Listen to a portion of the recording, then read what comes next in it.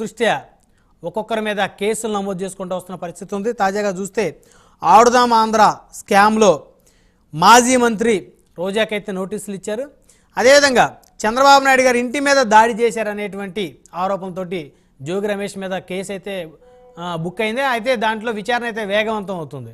అదేవిధంగా Telugu Desam party office మీద దాడి చేశారనేటువంటి నేపథ్యంలో మరి అనేక మంది తాజా మాజీలు ఎవరెవరైతే ఉన్నారో వాళ్ళందరూ కూడా ఒక్కొక్కరుగా లోపలికి వెళ్ళేటువంటి అవకాశాలు చాలా స్పష్టంగా కనబడతా ఉన్నాయి. వారిలో ప్రధానంగా చూస్తే విజయవాడ చెందిన దేవినేని అవినాష్ పాత్ర ప్రధానంగా ఉందనేటువంటిది కూడా పెద్ద ఎత్తున కూటమి నేతలు కూడా ఆరోపణ చేస్తూ ఉన్నారు. అయితే ఆ కేసు కూడా వేగవంతంగా విచారణ వేగవంతం అవుతుంది. అయితే ఎవరి మీద అయితే విచారణ వేగవంతం అవుతుందో వారు మరి నియోజకవర్గాల్లో ఎక్కడ కూడా ప్రజలకు అందుబాటులో లేని పరిస్థితి, వారు ఎక్కడున్నారో ఎక్కడికి వెళ్తున్నారో కూడా అందుబాటులో లేని పరిస్థితి స్పష్టంగా కనబడుతూ ఉంది.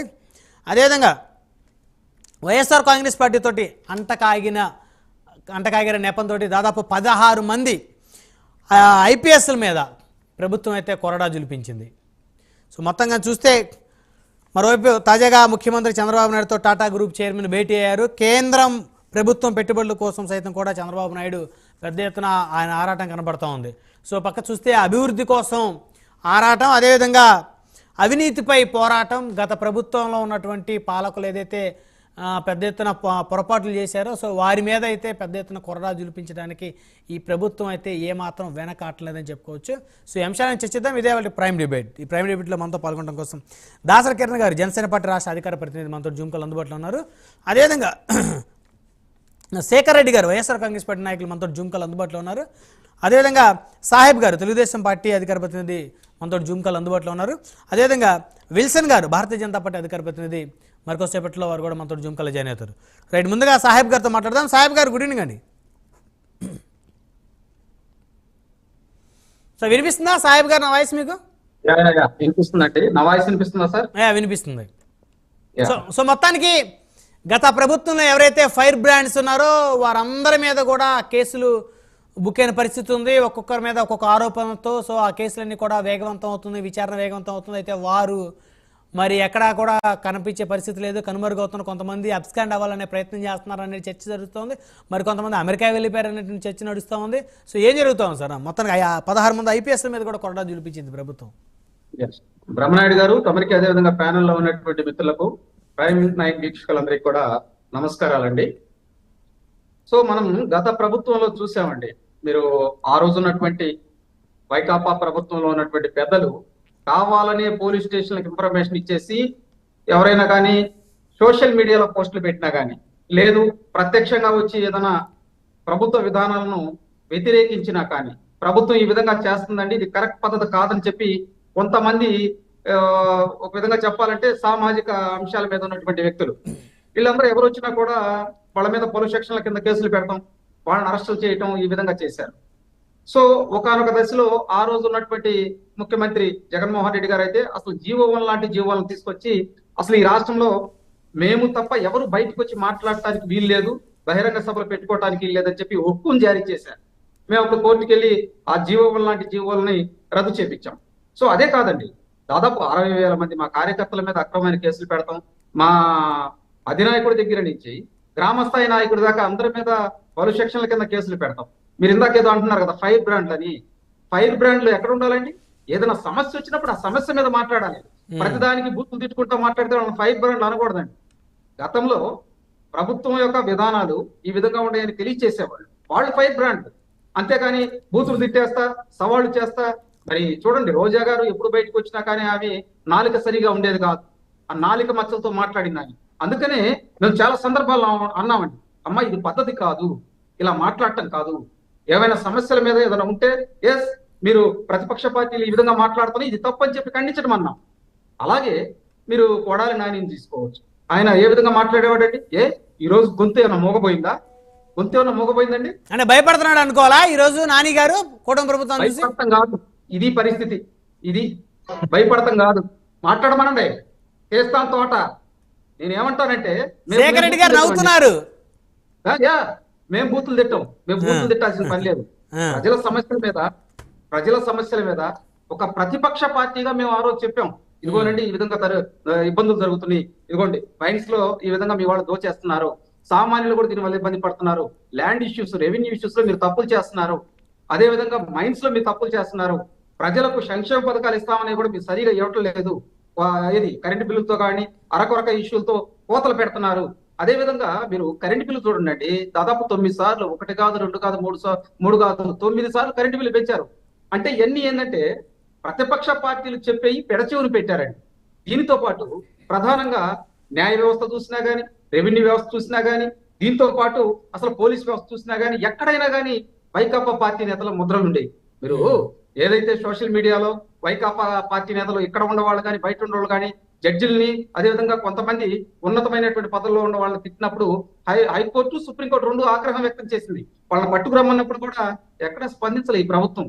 అదేవిధంగా పోలీసులు కూడా మా మీద కేసులు పెట్టారు కానీ మరి వైకాపాలో ఉన్నటువంటి వ్యక్తుల మీద ఆ రోజు వాళ్ళని లేదండి. సోషల్ మీడియాలో కూడా మా మీద బూతులు తిట్టం, మా మహిళా నాయకుల్ని ఇబ్బందికరమైనటువంటి మాటలు మాట్లాడటం ఎన్ని చేశారు. మేము కేసులు పెట్టాం కానీ అవి ఎఫ్ఐఆర్లు చేయలేదండి. మేము ఒక పేపర్ ఇస్తే జస్ట్ ఆ పేపర్ తీసుకెళ్లి ఆ పక్కన పడేసేవాడు చెత్తకొట్లో. నేను తెలుగుదేశం పార్టీ మీద దాడి చేసినప్పుడు నేను అక్కడే ఉన్న కార్యాలయంలోనే మా అధినాయకుడితో జూమ్ మీటింగ్ లో ఉన్నాం. అయాల కూడా అయాల ఏ విధంగా రాక్షస్ క్రియేట్ అండి, బీరు బాటిల్ పగలగొట్టి, అదే విధంగా రాడ్లు, గొడ్డళ్ళు, కత్తులు తీసుకొని వచ్చారండి. వాస్తవంగా మాది మోడర్న్ కార్యాలయం కాబట్టి లోనకి ఎలా రావాలో వాళ్ళకి అర్థం కాక అక్కడ ఆగిపోయారు. అప్పటికి మా కింద ఉన్నటువంటి మా కొంతమంది ఉద్యోగులని చేతులు ఎరగొట్టారు, మా కొంతమంది నాయకుల మీద అటాక్ చేశారు. నేనేమంటానంటే అప్పుడు లైవ్ లో ఉన్నారా? లైవ్ లో ఉన్నానండి, నేను లోనుండా. నేనున్నాను, వర్ల రామయ్య గారు ఉన్నారు, మా HRD chairman Pathipadu constituency MLA Purna Ramanjali గారు రిటైర్డ్ అయ్యేసి ఉండవు, ఆయన ఉన్నారు. తర్వాత మాల్యాద్రి గారు అని ఆయన ఉన్నారు. తర్వాత చాలా మంది నాయకులు ఉన్నాం, మా పట్టాభి గారు ఉన్నారు. మేమందరం చూస్తున్నప్పుడే జరిగిందండి ఇది. నేనేమంటానంటే ప్రజాస్వామ్యంలో మనం ఏదైతే చేయకూడదో అది చేస్తే ఆ మ్యాండేటరీ ఎలా ఉండిద్దో ఇప్పుడు రుచి చూశారు వైకాపా పార్టీ నేతలు. దీంతో పాటు మీరు చూడండి, 16 మంది ఐపీఎస్ ఆఫీసర్లు అండి. మేము ఏ కంప్లైంట్ ఇచ్చినా కానీ అసలు ఆ కంప్లైంట్ తీసుకోవద్దనేవాడు.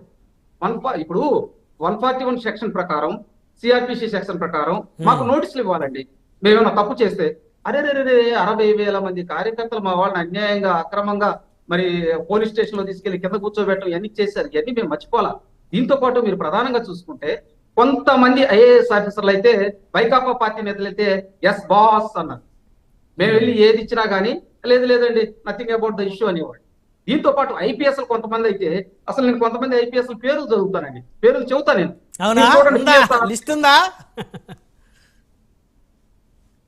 పిఎస్ఆర్ ఆంజనేయులు, ఆయన వికృతికేట మామూలు కాదు. అసలు తెలుగుదేశం పార్టీ అంటే వాడిని ఇష్యూ చేయటమే, వాడిని పట్టుకురావటమే, కేసు ఉండదండి, స్టేషన్ లో కూర్చోబెట్టి కొట్టేయటం. దీని తర్వాత పి సునీల్ కుమార్, అరే వాళ్ళ ఎంపీనే సిఐడి చీఫ్ గా చేశారు ఆయనే కదా,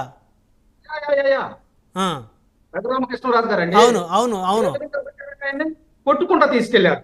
తర్వాత మరి ఎన్ సంజయ్, మరి చంద్రబాబు నాయుడు గారిని అక్రమంగా అరెస్ట్ చేసినప్పుడు ఈయన ఢిల్లీలో వెళ్ళి ప్రెస్ మీట్ పెడతా, ఒకటే వైకాపా కండవా ఒకటే కప్పుకోవాలా, ఆయన అన్ని చేశాడు.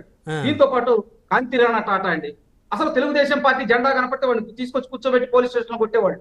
తర్వాత పాలరాజు అనేటువంటి వ్యక్తి మరి ఎస్సీకి సంబంధించినటువంటి ఒక ఆఫీసర్, ఐపీఎస్ ఆఫీసర్. డ్రైవర్ సుబ్రహ్మణ్యాన్ని అత్యంత కిరాతకంగా హత్య చేసి డోర్ డెలివరీ చేస్తే ఆయన పోస్ట్ మార్టం రిపోర్ట్లు మార్పించినటువంటి దుర్మార్గుడు ఈ పాలరాజు అండి. నేను ఎందుకు అంటున్నానంటే ఆ మాట, ఎప్పటికైనా కానీ ఒక అధికారిగా ఉన్నప్పుడు అన్యాయం జరిగినప్పుడు అక్కడికి వెళ్ళిపోయి అరే ఈ విధంగా జరిగింది, ఆ బాధ్యత ఏ విధంగా న్యాయం చేయాలో ఆలోచించాలి. అసలే రిపోర్ట్లు మార్పించాడండి. దీంతో పాటు కొల్లి రఘురామరెడ్డి, మరి 12 సంవత్సరాలు ముఖ్యమంత్రిగా చేసినటువంటి వ్యక్తి, 15 సంవత్సరాలు ప్రతిపక్ష నేత అయినటువంటి చంద్రబాబు నాయుడు గారిని అరెస్ట్ చేసేటప్పుడు కనీసం నోటీస్ ఇవ్వాలి కదండి. ఏమంటే మీరు తప్పు చేశారు, దీనివల్ల మేము అరెస్ట్ చేస్తున్నామని చెప్పి ఇవ్వకుండా ఏదో ఒక ఉగ్రవాదిని అరెస్ట్ చేసే విధంగా ఆ రేత్రి మొత్తం పహారా కాసేసి 100 మందిని పోలీసులను తీసుకొచ్చి అక్రమంగా అరెస్ట్ చేసి తిప్పుకుంటా ఏసీబీ కోర్టులో కూడా వచ్చిన తర్వాత కూడా ఈ సెక్షన్ కింద మేము ఆయన్ని రిమాండ్ లోకి తీసుకున్నామని కూడా చెప్పలా. మరి అటువంటి వ్యక్తి ఆయన. అంటే ఇతను ఇంకోటి కూడా ఉందండి, ఎక్కడో ఉన్నటువంటి వ్యక్తిని డిప్యూటేషన్ మీద తీసుకొచ్చి 2 ప్రమోషన్లు ఇచ్చి ఈయనకి కట్టబెట్టారు అధికారం. ఇక్కడ వ్యక్తి కాదు ఇతను. దీంతో పాటు మరి అలాగే అమ్మిరెడ్డి గారు, ఈయనైతే అసలు అడ్మిన్ గా ఉండేవాడండి, law and order admin DGP office లో. ఎక్కడ ఇష్యూ జరిగినా కానీ అసలు మేము ఇచ్చిన కంప్లైంట్లు ఎక్కడ తీసుకోవద్దని చెప్పారు. దీంతో పాటు అన్బురాజన్ అనేవాడు మీకు తెలుసు, గొప్పవాడు, ఎర్రచందన విషయాల్లో అన్నింటిలో ఈయనకి సిద్ధహస్తం. దాంతో పాటు శివశంకర్ రెడ్డి ఇలా వత్తాసు, ఆయన కూడా ఐపీఎస్ అండి. తర్వాత రిశాంత్ రెడ్డి, ఈయన పొంగనూరులో అసలు మమ్మల్ని కొట్టి మా నాయకుల మీద రౌడీ షీటర్లు ఓపెన్ చేశారండి. ఇది ఎక్కడ న్యాయం అండి? మా అధినేతల మీద 307 కేసు పెట్టాడు. దీంతో పాటు కె రఘువీరారెడ్డి, ఈయన కూడా మహామేధావి, ఎర్రచందనమాలతో అక్కడ ఉన్న లోకల్ నాయకులతో మింగిలైపోయి తెలుగుదేశం పార్టీ నాయకుల్ని కార్యకర్తల్ని అక్రమమైన కేసులు పెట్టి మా కార్యకర్తలు ఎస్సీ కార్యకర్తల మీద ఎస్సీ ఎస్టీ అట్రాసిటీ కేసులు పెట్టించాడు ఈ పరమేశ్వర్ రెడ్డి. ఇక ఈయన తెలిసిందే. దీంతో పాటు జాషువా, ఈయన మహామేధావండి. ఈయన కొన్ని రోజులు అసలు చక్రం తిప్పారు ఆ రోజు ఉన్న ముఖ్యమంత్రి దగ్గర ఉండి. తర్వాత పరమేశ్వర్ రెడ్డితో పాటు కృష్ణకాంత్ పటేల్ అనే అతను ఉన్నాడు. వీళ్ళందరూ ఒకటి కాదండి, విశ్వక్రీడలు ఆడారు. మీకు తెలుసా సార్? మీకు ఇంకోటి ఫకీరప్ప అని ఉన్నాడు కడపలో, ఆయన సిబిఐ మీద కేసు పెట్టాడండి. సిబిఐ ఎస్పీ మీద కేసు పెట్టాడు. అంటే ఇటువంటి మునగాళ్ళు ఉన్నారు. వీళ్ళందరూ ఎందుకు చేశారంటారు? ప్రమోషన్ల కోసం కాదండి, డబ్బుల కోసం. అక్కడ డబ్బులు కోట్ల రూపాయల చేతులు మారినాయి. జగన్మోహన్ రెడ్డి వాళ్ళకి డబ్బులు ఇచ్చి ప్రోత్సహించారని చెప్పి బయట ప్రచారం జరుగుతుందండి. ప్రచారం విచారంలో నిగ్గు తేల్చాల్సిన అవసరం ఉంది. ఆ ప్రచారాన్ని పంపించామండి. ఇప్పుడు టీఓపీటీ పంపించాము. అందుకనే 16 మంది ఐపీఎస్ ఆఫీసర్లని ఆ ద్వారకా తిరుమలరావు గారు మెమో ఇచ్చారు. లేదు, మీరు ఇక్కడ కూర్చోవాలి, వచ్చి మీరు ఎక్కడో ఉండి వ్యవహారం చేస్తే, రాజకీయాలు చేస్తే కుదరదు, అయిపోయింది, మొన్నటిదాకా మీరు కండవాళ్ళు కప్పుకున్నారు, మీరు కూర్చోండి అని చెప్పి వెయిటింగ్ హాల్లో కూర్చోబెడుతున్నారు. ఇవన్నీ ఆ తుత్తు మంత్రం కాదండి. టీఓపీటీ పంపించాం. ఒక్క నిమిషం బ్రహ్మనాయుడు గారు, మరి సాక్షిలో పెద్ద తాటి అక్షరాలతో అసలు ఏదో జరిగిపోయింది, ఆత్మగౌరవం దెబ్బ. ఎవడు ఆత్మగౌరవం అండి? ఒక చదువుకున్న వ్యక్తి, అరే ఐపీఎస్ ఐఏఎస్ ఏం చేయాలండి? సామాన్యుడికి సేవలు చేయాలండి, చట్టాలు కాపాడాలి, ఆ చట్టాలను ప్రజల దగ్గరికి తీసుకెళ్ళాలి. ఆ చట్టాలు నీరుగా చేస్తే ఇవన్నీ బయటకు వస్తాయండి. త్వరలో జరుగుతుంది, విచారణ జరుగుతుంది.